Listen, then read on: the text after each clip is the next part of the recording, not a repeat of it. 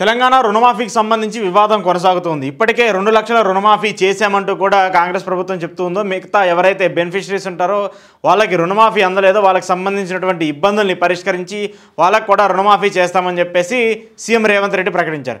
అయితే ఈ నేపథ్యంలో రుణమాఫీ జరగలేదు, ఇదంతా అవాస్తవం అని చెప్పేసి బీఆర్ఎస్ పార్టీ విమర్శిస్తూ ఉంది. దానికి సంబంధించి కూడా కేటీఆర్ కొన్ని కీలక వ్యాఖ్యలు చేశారు. రుణమాఫీ పేరుతో కొంతమంది లబ్ధిదారులకు మాత్రమే రుణమాఫీ డబ్బులను అందించారు, మిగతా వాళ్ళకి అందించలేదంటూ కూడా కాంగ్రెస్ సర్కార్ పైన కామెంట్స్ చేస్తూ వస్తుంది. అయితే నిన్న కేసీఆర్ దీనికి సంబంధించి రుణమాఫీ చేయాలని చెప్పేసి అందరికీ కూడా ఒక ధర్నాన్ని నిర్వహించినటువంటి పరిస్థితి కనబడుతుంది. దాంట్లో కేటీఆర్ కొన్ని కీలక వ్యాఖ్యలు చేశారు. ప్రభుత్వాన్ని వదిలిపెట్టాం, 2 లక్షల రుణమాఫీ చేయాల్సిందే, ఒక్క మండలంలోనైనా సంపూర్ణంగా చేసినట్లు నిరూపిస్తే రాజకీయ సన్యాసం తీసుకుంటా, సీఎం రేవంత్ రెడ్డికి కేటీఆర్ సవాల్. ఎన్నికల సమయంలో ఇచ్చిన హామీకి కట్టుబడి రైతులందరికీ ఎలాంటి షరతులు లేకుండా 2 లక్షల వరకు పంట రుణమాఫీ చేస్తామని రాష్ట్ర ప్రభుత్వాన్ని వదిలిపెట్టే ప్రసక్తే లేదని భరోసా కార్యనిర్వాహక అధ్యక్షుడు కేటీఆర్ అన్నారు. రైతులకు మోసం చేయాలని చూస్తే సహించేది లేదని, వారి పక్షాన నిలబడి పోరాటం చేస్తామని స్పష్టం చేశారు. బీఆర్ఎస్ అంటే భారత రాష్ట్ర సమితి మాత్రమే కాదు, భారత రైతు సమితి కూడా అని పేర్కొన్నారు. రైతు రుణమాఫీపై కాంగ్రెస్ ప్రభుత్వం నిర్లక్ష్యం వ్యవహరిస్తుందంటూ గురువారం చేవెళ్లలో బీఆర్ఎస్ ఆధ్వర్యంలో రైతు నిరసన దీక్ష చేపట్టారు. ఈ సందర్భంగా రైతులతో కలిసి స్థానిక వ్యవసాయ మార్కెట్ యార్డు నుంచి శంకరపల్లి చౌరస్తా వరకు భారీ ర్యాలీ చేపట్టారు. అనంతరం నిర్వహించిన సభలో కేటీఆర్ మాట్లాడారు. 7వ వంతు కూడా రుణమాఫీ జరగలేదు. కాంగ్రెస్ ప్రభుత్వం ఏర్పాటయ్యాక బ్యాంకర్లతో సీఎం రేవంత్ రెడ్డి సమావేశం నిర్వహించి 2 లక్షల రుణమాఫీకి లెక్కలు అడగ్గా 49,000 కోట్లు ఖర్చు అవుతుందని వారు చెప్పారు. జనవరిలో మంత్రి మండలి సమావేశంలో రుణమాఫీకి 40,000 కోట్లు ఖర్చు అవుతుందని ప్రభుత్వం ప్రకటించింది. అంటే కేటీఆర్ ఆరోపిస్తుంది ఏంటంటే, బ్యాంకర్లు చెప్పిందే దాదాపు 49,000 కోట్ల ఖర్చు అవుతుంది, కానీ రుణమాఫీకి సంబంధించి కేవలం 40,000 కోట్లు మాత్రమే ప్రభుత్వం ప్రకటించిందని చెప్పేసి చెప్తున్నారు.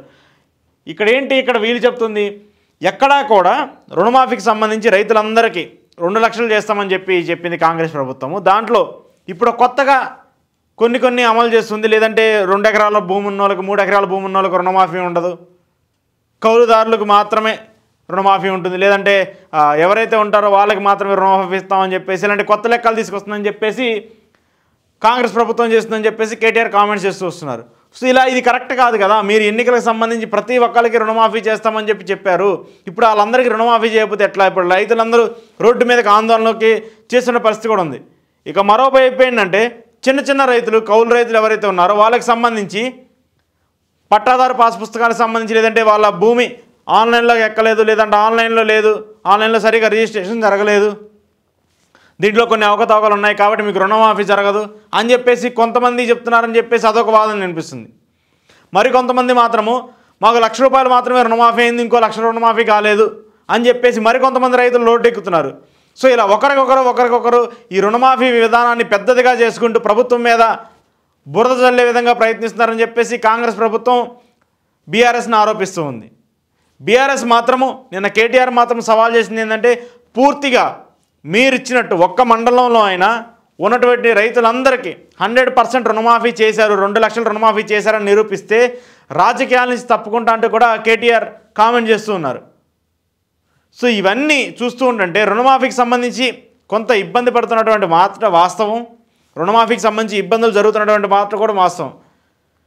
లేదంటే వాళ్ళకి సంబంధించినటువంటి ఆన్లైన్లో సరిగా లేకపోవడము, లేదంటే కొంతమందికి ₹1,00,000 అయ్యి మరి కొంతమందికి అవ్వకపోవడము, ఇంకొంతమందికి అయితే అసలు రుణమాఫీ డబ్బులే పడకపోవడము, ఇలాంటి సమస్యలు ఉన్నాయి. కొన్ని బ్యాంకర్ల దగ్గర ఇష్యూస్ ఉన్నాయని చెప్పేసి వాళ్ళు చెప్తూ ఉన్నారు. ఇట్లా వీటన్నిటి వల్ల రైతులు ఎక్కువగా ఇబ్బంది పడుతున్నారు. రుణమాఫీ జరుగుతుందని రైతులందరూ కొంత సంతోషం వ్యక్తం చేసినప్పటికీ కూడా ఇప్పుడు ప్రభుత్వం తీసుకున్నటువంటి కొన్ని నిర్ణయాలు, లేదంటే ఇక్కడ ఉన్నటువంటి టెక్నికల్ సిస్టమ్స్ సంబంధించి ఉన్నటువంటి ఇబ్బందులు, వీటి వల్ల రైతుల్లో అసహనం వ్యక్తమవుతూ ఉంది. దాన్ని ప్రతిపక్షం క్యాష్ చేసుకుంటుంది. ప్రభుత్వాన్ని విమర్శిస్తూ రైతులకి అన్యాయం చేసిందని చెప్పేసి ప్రతిపక్షం టార్గెట్ చేస్తూ మాట్లాడుతుంది. సో కంపల్సరీ దీనికి సంబంధించి ఒక క్లారిటీ అయితే ప్రభుత్వం ఇవ్వాలి. ఎవరికైతే రుణమాఫీ అవ్వలేదో వాళ్ళకి సంబంధించి వేరేగా చర్యలు తీసుకొని వాళ్ళ డబ్బులు వాళ్ళకి ఇస్తాం, రుణమాఫీ డబ్బులు ఇస్తామని చెప్పేసి ప్రభుత్వం చెప్పాలి. దాని మీద ఒక సమగ్రంగా ఒక స్పెషల్ టీంని వేసో, లేదంటే ఒక టీంని వేసి బ్యాంకర్లతో సమావేశమయ్యి మళ్ళీ ఎందుకు టెక్నికాలిటీస్ ఇష్యూస్ వస్తున్నాయి, లేదంటే వాళ్ళ భూమి ఆన్లైన్లో లేకపోతే, లేదంటే ధరణికి సంబంధించిన ఇష్యూస్లో లేకపోతే ఎందుకు వాళ్ళకి రుణమాఫీ డబ్బులు రావట్లేదు అనేది కూడా చర్చించాల్సిన అవసరం ఉంటుంది. సో ఇది మాత్రం ఖచ్చితంగా కొంత క్లారిటీ ఇవ్వాల్సిన అయితే బాధ్యత అయితే ప్రభుత్వానికి ఉంది. ఎందుకంటే ఇప్పటికే రుణమాఫీ డబ్బులు మేము మొత్తం రిలీజ్ చేశాము, లబ్ధిదారులందరికీ డబ్బులు చేరిపోయాయని చెప్పేసి ప్రభుత్వం చెప్తుంది. కానీ రైతులు మాత్రం దీనికి సంబంధించి రోడ్డు ఎక్కుతూ ఉన్నారు. దీన్ని ప్రతిపక్షాలు మాత్రం గట్టిగా తీసుకొని ప్రభుత్వాన్ని విమర్శించే విధంగా మాట్లాడుతూ వస్తున్నాయి.